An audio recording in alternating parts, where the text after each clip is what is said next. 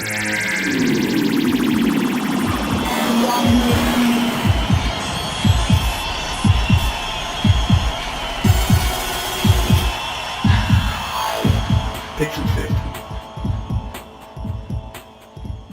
everybody, welcome to day 3 of PAX Australia 2018. We're here at the Audio Technica booth recording a bit of a live show to do a recap of some of the cool stuff we've seen over the weekend. My name's Luke. I'm joined here by some of the crew from Sift and ourselves from Party Loaded. So we've got Luke, we've got Matt. Hello. Hello. We've got Sarah. Hi. And we've got Gianni as well. Hello, good morning. Excellent. And we'd like to thank Audio Technica, of course, for giving us this opportunity at their fantastic booth. Tons of great headsets, including the ones we're using here today. And if you want to check out their wares, I recommend going to Audio Technica. That's audio-technica.com.au for some great audio gear. And you can be podcasting celebrities like the rest of us. No, not really. All right. So we played a ton of games. Let's talk about them. Let's have a bit of a roundtable discussion about how the weekend's gone. So Sift pals, what's the weekend been like so far for you guys? What's the weekend been like so far? Well, maybe we should introduce a podcast as well, because obviously we'll be putting us on the two streams, so people might not be 100% familiar. Well, if you haven't heard Sift before, Sift is a fortnightly podcast and weekly gaming show where we talk to indie game developers from Australasia and the world, and we basically we ask them the question: what does it take to make games? Yeah, that's the thing. For us, it doesn't matter if you make the world's best game or the world's worst game. It's still something you've made, and it's important to us that we find out what it took to get to that point. So, of course, and that means we were all down in the Indie Rising section. So that's pretty much what we'll be talking about. So that's Sift. Nice. So I think we probably describe Party Loaded as a bit of a family dinner of video game fiends. Yes. Yeah, we talk about games. We talk about the most recent games, AAA, indie, doesn't matter. Yep. We have a variety of different input. We're lucky enough to have Adrian on board, who's got a background in basically being a bit of a champion for accessibility. Absolutely. Yep. I've got a background in game development and production, so I bring a bit of that knowledge to the table whenever we're having our discussions. I'd like to think I have a background of game addiction. Yes. So I can kind of bring that to the table. Yep. But we have a good time every week for about 60 to 90 minutes, just devouring everything video gaming in the world that we can, spitting it up, and then picking over the juicy bits with forensic precision. So and you can be like the little birds getting fed. That's it. It just comes back into your mouth. Thanks, Mama. Party Loaded. So I guess we sort of take an overview look of PAX in general. A lot of interest as well, but we check out some of the big publisher stuff at the same time. Of which this year there's been a bit more than usual. Oh yeah, it's been good to see. Yeah. Australia usually gets the slim pickings compared to the rest of the world, but this year they came in swinging. So we were discussing the fact that PAX still feels like PAX, even though EB's involved. Yeah. And I can't help but wonder if the fact that EB's involved is the reason why maybe we're seeing a bit more of those big publishers. The big factor, I think, for me is that games that were in previous years here from the big developers and the big publishers were usually out by the time they made it to PAX. And maybe you may not have had a chance to play it, but they would have been around and you would have been able to see it. And this year there's games like Smash Bros, which we're right next to and we can hear the music of, which isn't out yet. So you do get an opportunity. And things like Kingdom Hearts 3, for example. So that's a big difference, I think. And if you're keen on that, I think that's very cool. Absolutely. We've got a lot of late releases this year, I've noticed. There's a lot of games coming out in mid-November to December. So it's really, really cool being here and getting to try those things out before they necessarily get released. Or even some 2019 releases, I think. But I think it's a perfect time of the year just to kind of get in there before all the Christmas stuff starts happening and all those games get out for their Christmas release. But it's really exciting having such a huge Nintendo booth with not just currently out games or just this was released yesterday but it's at PAX now. It's play Smash Brothers, see if you like it. That's really exciting. Yeah. The whole Pokemon Center thing over there looks really neat as well. Yeah. The number of people around this weekend playing Pokemon Go. Oh, yeah. And they had the special little unknowns spelling out the P, the A, and the X. I don't know who organised that. That was a nice touch. So, yeah, that was good. All right, well, let's dig into some actual games. Sure. So, has anyone got any picks of the show so far they'd like to jump in with? Picks of the game that we've seen so far. I would say probably the best thing that I have played is a game... it's really hard to tell, isn't it? I've played a lot of things. Yeah. I see a lot of very good games in the really section. a lot There's of really good games. This year. You'll go home and make a wish list. Yeah, it's hard to say. He'll go home and just keep all the developer keys that he gets sent. Yeah. So like, oh no, That we is didn't my get any personal press Steam game. keys. Sorry, guys. Yeah, I really liked Never Give Up by Massive Monster. So it's based on originally on a Flash series called the Give Up series. And they're just like those brutal Flash games. And I don't know if you've ever played a Massive Monster game, but they really draw on that Armor Games or the Newgrounds style. And they recently won an award for their first game that came out, well, it's their first major release, called the Adventure Pals. That won an Australian Game Developers Award on Wednesday night. So that's a really fun game. And then we didn't have the headphones up, but apparently it's got quite an abusive narrator in the game. So as you get worse at the game, they lay it on thick. So I'm really glad that the volume was down because I was not good at that game. But that was very good fun, one I really enjoyed. Yeah, that's probably one for me. Julian Wilson not doing the narration himself, I No, he's not. No. He's doing all the other bits and pieces. But yeah, Julian and Jay, who are a team that kind of work between, Julian's in Australia and Jay's in the UK. So they kind of like telecommute and work that way. But it was nice. Wow. They're both down at the booth, so you can go say hi to them. So Nice. All right. For me, I really enjoyed Talking Simulator or Speaking Simulator. I keep getting the names confused. I'm pretty Yep. sure it's Speaking Simulator. But that Great I thought game that for was podcasters. Absolutely, exactly. Absolutely hilarious, though. Especially the fact that their PAX booth had this giant, like, puppetry head that you could manipulate. It just had this tongue that was about like that long. But hilarious. The dev gave me a tooth in a jar, not a real one, fake one. But nonetheless, I was like, "You're my favorite. You're my favorite person here now." But I really enjoyed the way the game looks, and it was really cool talking to them about where they, I guess, decided they wanted to take the game. I think the dev was watching one of the Dark Knight films where Harvey Dent loses half his face, and they're watching the way that the muscles and the tongue move. And they're just like, "That's not real. Like that's not accurate." So they did a shit ton of research into making sure that their game, it was all relatively accurate as far as like, okay, well, when you make this noise with your mouth, your tongue moves in this specific spot. So, you're playing the game, like you have to contort this tongue, you got to push this button here in the roof of the mouth, or this one there, and it looks so difficult, but at the same time, it looks so fun. It's like a challenge game, and almost like a puzzle game to try and get it right. So, especially because the more you fail, the more the robot kind of its face starts to break. Right. So then, like, you're trying to pretend that you're human, then it gets more stressful as time goes on. The more mistakes you make, the more stressful it is, the more your face starts to fall apart. I thought that was just utterly hilarious. Was it sophisticated enough to handle raspberries? Is that something you could do? I would really like to go and find out. Yep. I would love to find out now. I'm not entirely sure. I watched Mitch play. I haven't had a chance to check it out myself. But I definitely want to give that one a tackle today. Yeah. Any game that's like an X simulator, like they're either hit and miss. It's good to hear that one's a hit. Absolutely, yeah. I think it's definitely it found its niche and it's trying to do that really, really well. Yeah. Well, I'm going to talk about a game that I know Matt won't because he's actually been involved in working on it. Yeah. So, yeah, we got the pleasure to check out the Dark Room this weekend, which of course is the latest title from Stirfire Studios, based on the live stage show of the same name. Mr. John Robertson, who's been sort of taking that show from Australia across the UK for a number of years now. And it was the first time that Dark Room as a live show actually made it to PAX. Yeah.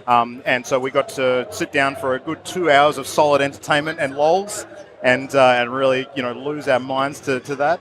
And I tell you what, once you've actually seen the stage show, not that the game isn't great without it, but once you've seen it, I think it's a whole new appreciation for actually sort of, submitting yourself to that, the BDSM of walking simulators it's called. Actually sitting down based on the really old school sort of text-based adventure games where you sort of have a couple of options, up to 4 options on screen and you have to pick one. And in this case, you actually got a fully mode-capped version of John as the guardian in the middle of the screen, basically telling you how terrible you are. And that, once you've done something wrong, you die. So, yeah, highly recommend checking that one out. So it's a lot of fun. In early access at the moment, but extra rooms are being added as that one gets worked on. So, yep, good time. We're dropping patches all the time. Yep. Like, there's always a brand new patch. We literally just recently added a patch for that. They added a whole bunch of new achievements. Yep. So it's like doubled up on the number of achievements that were in the game. I'm not a massive sort of hunter of achievements, but I'll make the effort for this one. Yeah. Yeah. Though my favorite line for that one is still the Dark Souls of text-based adventure games. Yep. It's accurate. Yeah. My favorite though has definitely been Necrobarista. Yep. Going over and playing that. I've got a friend that's actually currently writing for that, Damon. So this is totally not biased, by the way. But having sat down and actually played through the demo they have here at PAX, it's super interesting because I was kind of expecting a standard narrative game, so okay, well, I'm gonna get a whole bunch of dialogue, and then it's gonna give me like 4 options that will give me a chance to define who I am as a character, and then I'll be able to go and have this branching narrative. But it's nothing like that. It's more like this story that's just kind of unfolding. At least as far as the PAX demo goes, it's this story that's unfolding. It pops up with keywords that you can go and click on through the dialogue. You can learn a bit more about the characters and the world, and you can collect those keywords. You can only have a couple of them at a time, and the game goes and says that having these different keywords is actually important. That by having certain keywords, they'll unlock specific parts of the story. So it becomes this whole thing of guessing, okay, well, is this keyword going to be important later on? See, that reminds me of the old adventure games where... Yeah. But I wonder, the old adventure games used to be punishing because if you missed the bit where you needed to grab that thing, sorry, you're stuck. It's like the insult sword fighting from Monkey Island. Exactly, right? If you didn't have it all there, you're in trouble. But I wonder how they're going to sort of balance out it. Yeah. Is it just sort of increases the branching narrative in that way, or is it something that, you're not going to get the... Yeah, who knows? Like, it's going to be really, really interesting. That's an old-fashioned way of designing It's a very games. old-fashioned, yeah. But certainly in the PAX demo as well, like, there's a moment where it's suddenly, okay, you're now first person, you can go and explore the cafe and wander around and pick up objects. So I suppose it's a good thing to actually say. So Necrobarista, you basically play, I don't know if you actually play as her or if it's just a story about her, but it's this girl that is a barista. She works at a cafe making coffee. Yep. And she's also a necromancer. She found a book of necromancy, and she can do stuff with the dead. Yeah, in a bookshop in Carlton or something like that. Yeah. It's actually based in Melbourne. Yep. The opening cinematic is very, very anime. I love it. It's really, really cool. The art style's fantastic. Like, it looks gorgeous. I can just picture the milky froth on top of the lattes actually being like a ghost trying to escape. Well, I think I read on their website, or it was in the game and I was playing it, and I took some keywords or I clicked on some key moments. They were just like, oh yeah, so she just casually infuses her coffee with the souls of the dead, makes a good cuppa, and I was like, look, as long as it's the right temperature, I'm not really too worried. As long as it doesn't Too burn hot. my mouth as I walk into the office, that's fine. Not about that. Yeah. Hell of a good coffee. Another really interesting one that we saw was a game called Iluri, which is it's from students from AIE who've just graduated. So this is the first game they've ever shown off at PAX. It has a beautiful sort of art style. It's like very picture book painted sort of puzzle thing, sort of platformer. And it's just really, really amazing to look at. But one thing that they interestingly have done, they've built this kind of world, which is kind of a fantasy world where there's sort of magic and monsters and things. But they've kind of tied it in with sort of an environmental message as well. So they've got creatures in the world that are really rare and that are sort of, just about to disappear. Yep. And they're under pressure in this world as well. So there's the real things like the burrowing owl and, you're a red panda that you play through. So it was a really nice little interesting game. And it's kind of in a spot that probably most people wouldn't have been walking right through. But it's definitely one to check out. It's made by, a small student team. So cool. Very cool. So. Yeah. Well, I'm a big fan of rhythm games, and if I remember correctly, when we did this last year, I talked a bit about a game called Spin Rhythm, which was a sort of mixed. So I've spent 4 hours at Spin Rhythm, and they told me to go away, sir. Please let someone else have a go. That's a good game. I'm not going to talk about it this year though, because I think we sort of gave it its due last year. But another one in the PAX Rising area of a similar sort of beat, kind of syncing up your sound to your gameplay theme was Soundfall. Now, Soundfall was a load of fun. It reminded me a lot of a top-down kind of brawler, almost like a MOBA in a way, cooperative, so you've got 4 players. But it looked a lot to me like a Crypt of the Necrodancer style cooperative game where you're sort of running around with a bunch of other fighters and trying to sync your attacks and sort of pistol shots to the beat. But what they've done is actually been extremely clever this time in not just having the beat on a bar on the bottom of the screen. Every part of the scenery actually pulses with the beat in the game. So you don't have to draw your eye away from the action. You can actually look at the trees going boop, boop, boop, and the trees go tiles. bop. And the the tiles flashing on the ground too. It looks like a dance floor. Yeah. No, it was a great game. So, it looks like this sort of thing that's procedurally generated, a lot of replayability, good time to sort of get in. I mean, people who are fans of Diablo and that kind of thing will probably enjoy that. So, yeah, good. Looks like a good time. I like to think of it, it's like Bastion by way of Guitar Hero. Yes. Yeah. So that's really nice. I can't wait to play it now. Yeah, very, very cool. I mean, there's plenty of other stuff, but you guys have obviously been checking out some of the high-profile things as well. We've talked about indies a lot. Do we have to? We gotta. We gotta. Yeah, okay. No, Rage 2. Yeah. I went over to Rage 2 and I'm like, I wasn't a huge fan at all of Rage 1. I really tried to like it because I like the Mad Max feel kind of world. The advertising for Rage 2 with all the color has been really, really interesting, and it certainly caught my eye, but I wasn't sold. Yeah. So the first thing that we tried to get to when we got to PAX was Rage 2. So it's like, there's going to be a line for it wherever it is. It was a little hidden, but we found it eventually. We found it eventually. Yep. Got on there, played it, and yeah, so I'll probably be pre-ordering that when I get back home. Enamored was the word I think we could use. Yes. Yep. It was very, very cool. So I've been describing it to people as like, you imagine a game that has the momentum of Doom, the most recent Doom. It has the gunplay of Wolfenstein. It has the superpowers of Destiny. It has the kind of hints of comedy in there that's Borderlands-esque. Yep.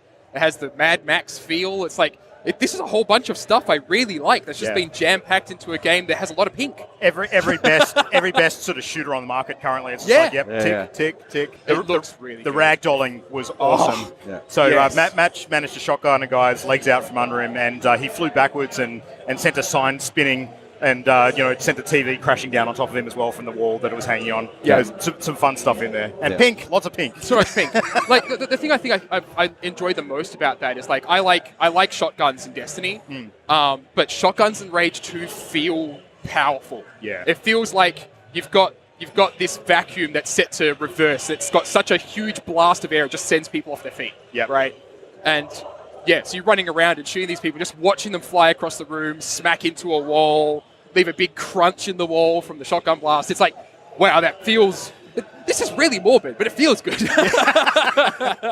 It's PAX, we're right, yeah. I can't not mention probably the most impressive marketing initiative that I've seen of the big publishers at PAX this year, and that's the Hitman 2 booth. So IO... I hadn't seen that. It must have been stealthing around somewhere. The Hitman booth, you blink and you miss it. Not. So they prepared for the queuing situation by actually having a second option for people lining up for the demo. You can shave some time off the line by actually sitting down and having your head shaved in the Agent 47 style and getting the barcode temporary tattoo on the back of your neck. And I don't think they anticipated how popular that option was going to be. There's a lot of very bold people walking around PAX now. Haircuts are expensive, let's be fair. So, living marketing for the game. And when you got to find time in your day to go get a haircut, might as well get it while you're here. Yeah, and skip a line as well. Actually save some time. And if you go all the way back, you got more value out of that haircut. Longer before you need the next one. So it's a game I was happy to queue for, though. Well, I didn't have to queue, but I would have been happy to queue. Yeah. But I mean, not happy to shave your head. No, I'm not going to do that. Have you seen these locks? Come on. Yeah. The innovation in the gameplay, though, like there was a panel on Friday, which was literally Hitman 6 million ways to die. And the game has got so much emergent sort of gameplay sort of option to the way you can take out your targets. I think it was a Rio map that they were doing as the demo, which was actually you're trying to take out two multi-millionaire sort of tech moguls, and that were involved in fair sort enough. of black They've got market. it coming to them. Yeah. Black market weapons trading, that kind of stuff. As you do. One of them's a race car driver, and one of them's just like a guy who's sort of touring around one of the buildings. It was actually possible, and we saw through the panel how they could do this, to actually lure the guy up onto the roof and push him off onto the racetrack while his daughter was driving, and take them both out in one hit. So it's a pretty impressive thing you can get away with in that game. That's good. Literally the first thing I went and did in that, it's like, it tells you, okay, so we've left your weapons down in the car park, you can go get them from this red van. And so I'm like, okay, well, I don't know where else I'm going to go, so I may as well go down there.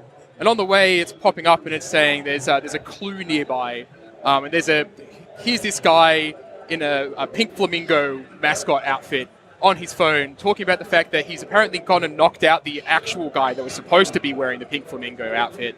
And, he's lost his car keys, though, which means that he can't get the blackmail, which means they can't get money. And it's like all these little hints that it's dropping about stuff that you can probably use later on.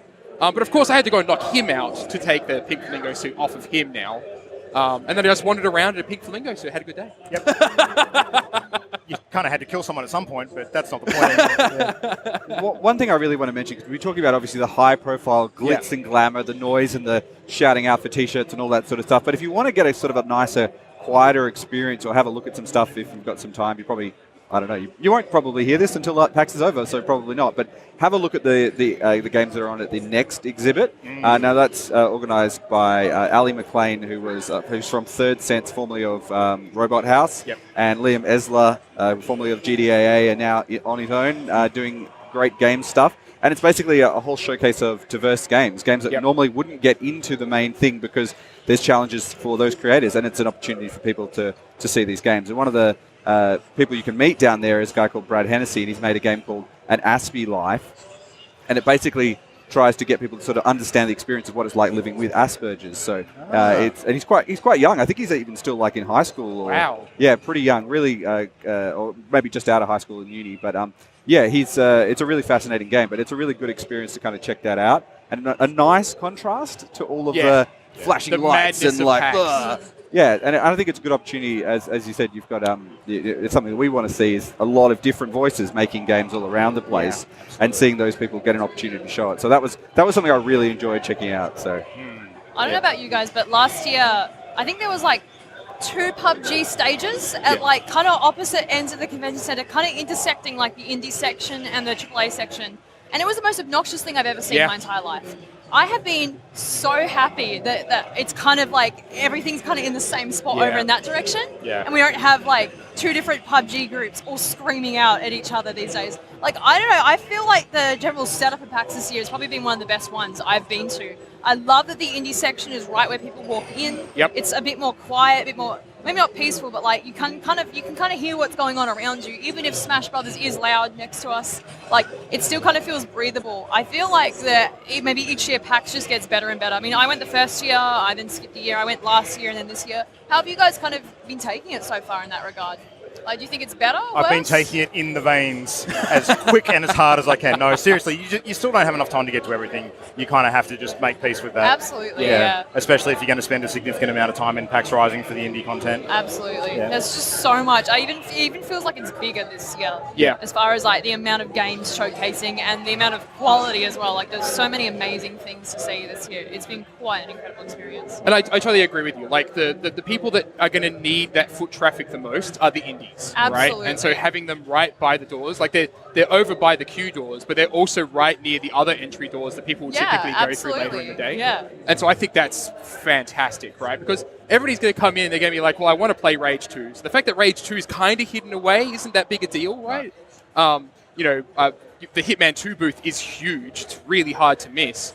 But it's really encouraging to see, like, we exhibited a couple of years ago, and foot traffic around the indie area wasn't that great, but this year it's fantastic. Like, you go to the indie area and it's almost like shoulder to shoulder sometimes. I've stood in line waiting for a small indie game to be playable for like 10 minutes, which is actually a really uplifting experience as a developer myself, right? Like, it's like, that's really exciting. If even half of these people go out and buy that game on Steam, that's huge. That's going to be big for them, right? That pushes them towards the top of Steam. So I would suggest to people, if you're actually touring through the PAX Rising area and trying to get a game in on a particular indie station, talk to the developers while you're waiting. So, having that extra 5 minutes or so to chat to the person who's actually made the game that's right in front of you. Every one of them's got a really interesting story to tell. Absolutely, yeah. Like, we've probably had some of the most engaging and fun times at PAX just talking to devs before we've interviewed them.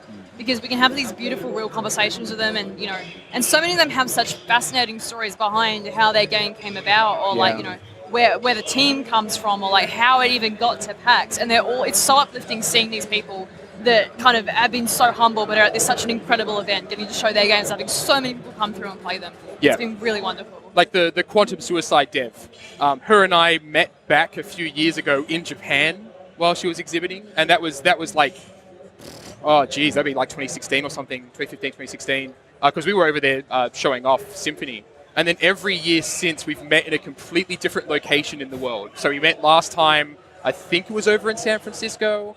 And it's really interesting to then hear okay, what's the last year been like for you, right? Like, where are you at now? And it's really cool because you see the sort of passion and excitement that they have, because she's on the final stretch now. She's talking about the fact that she's currently working 40-hour weeks and sometimes like 16-hour days. I'm like, don't do that. But it's really, really interesting. 9 out of 10 times when I'm ever going over to these booths, I'm not actually playing the game. I'm just talking to the devs, right? Because you can see the game and it's like, okay, that looks really cool. All right, how you doing? You can do that online. Yeah, that's exactly right. Yeah. So it's final stretch being a thing. We've got a handful of hours left in the final day of PAX. Yeah. So what is on the agenda to hit before everything wraps up today? So I'm gonna play a video game. I think A video game? Really, maybe Gianni? one of them. I know somewhere you could do that. Yeah. It's funny for us. I mean, we spend so much time checking out all the games and talking to people, but you don't get a lot of chance to actually like sit and play things. Yeah. It's like real life in a way, you know. Wow, yeah. We're an indie games podcast. I know. How many of you played? Sleep when you're dead, Gianni. I played a lot.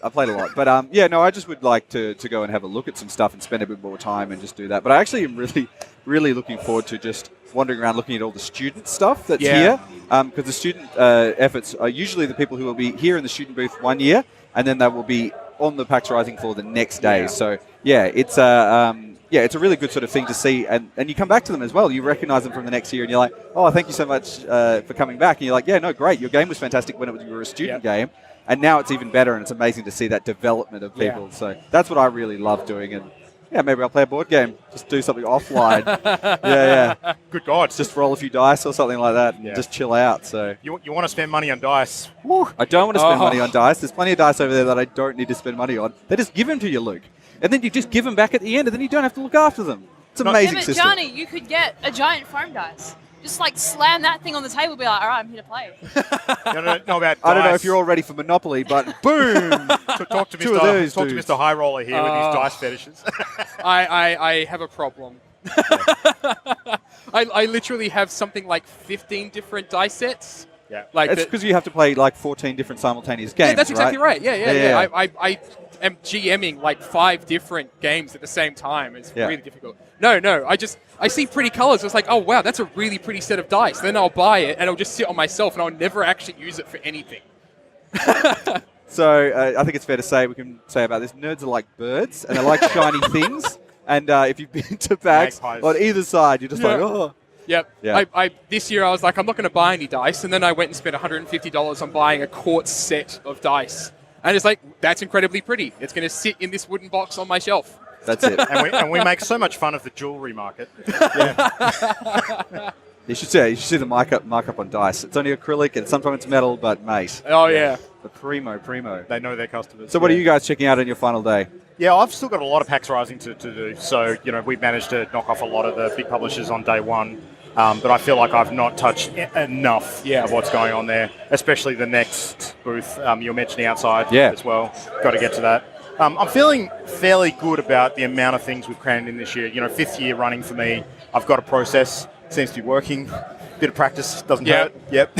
Yep. For me, it's like I've had the experience of PAX as an exhibitor.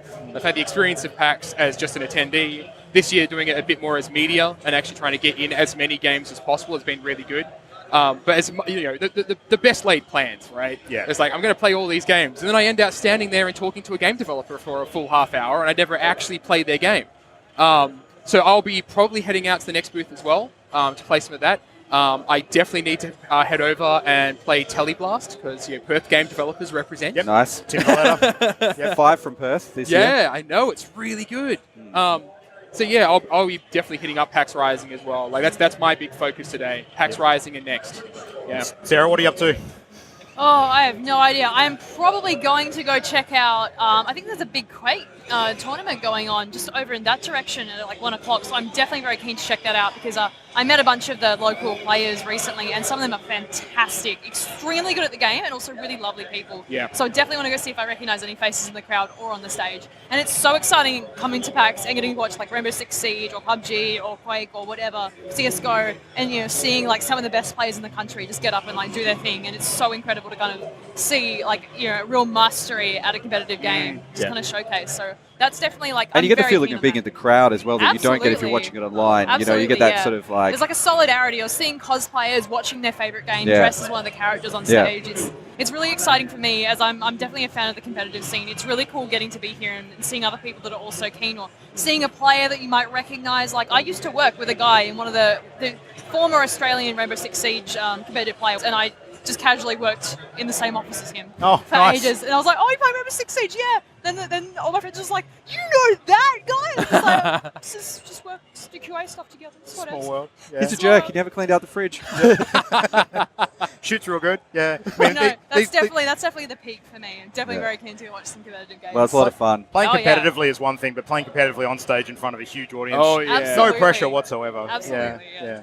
All right. Well, this has been, I guess, Party Sift. Party for Sift. 2018. Number Yeah. 2. We'll be back again next year, I suspect, to do more of this and have another fun time. But Luke, yeah. where can people find you online if they want to check you out? Well, I think these days you can find us at every other spot, which is partyloaded.com, on Facebook, Twitter, which is At Party Loaded Show, I that's think. the one. Yep. And we're doing a lot more Twitch these days as well. So hit us up at twitch.tv/partyloaded. And Pixel Sift, of course. Well, you can check out all the indie videos that we've been doing over the weekend. So that's on the Paxel Sift hashtag. Yep. So Or you can just go to our Twitter, or you can go to our Twitter, which is Pixel Sift. Just and Pixel Sift on Twitter. Facebook. Facebook and Instagram are the same. They're just Pixel Sift. And on YouTube, we're Pixel Sift AU, where all our videos will be there as well. Twitch. Twitch, we are just Pixel Sift again. Nailed it. Yep. Good work. Good work. Yeah, so we've done a whole bunch of interviews throughout the weekend, and we're going to be putting up more bits and pieces next week as well for other bits and pieces you can have a look at. But yeah, just have a look, and if you haven't had a chance to come down to PAX, you can kind of live a little bit of what it's like to be through the Indie Rising floor. So Yeah. And if not, start planning for next year because we'll see you there. same Oh, bad yeah. time, same bad channel. Yep. Definitely. All right. Thanks, everybody. Thank you. Thank We'll you. catch you next time. See ya.